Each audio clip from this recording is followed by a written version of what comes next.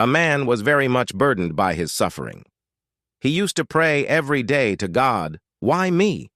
Everybody seems to be so happy. Why am only I in such suffering?" One day, out of great desperation, he prayed to God, "You can give me anybody else's suffering, and I am ready to accept it. But take mine, I cannot bear it any more."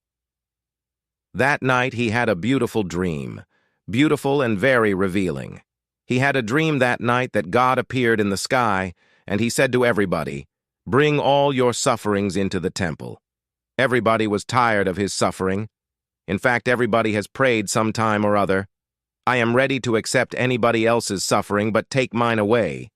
This is too much. It is unbearable." So everybody gathered his own sufferings into bags, and they reached the temple, and they were looking very happy. The day has come, their prayer has been heard. And this man also rushed to the temple. And then God said, "Put your bags by the walls." All the bags were put by the walls, and then God declared, "Now you can choose. Anybody can take any bag." And the most surprising thing was this, that this man who had been praying always rushed towards his bag before anybody else could choose it. But he was in for a surprise because everybody rushed to his own bag and everybody was happy to choose it again. What was the matter? For the first time, everybody had seen others' miseries, others' sufferings. Their bags were as big, or even bigger. And the second problem was, one had become accustomed to one's own sufferings.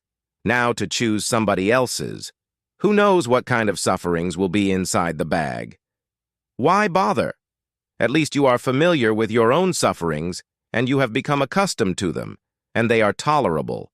For so many years you have tolerated them. Why choose the unknown? And everybody went home happy.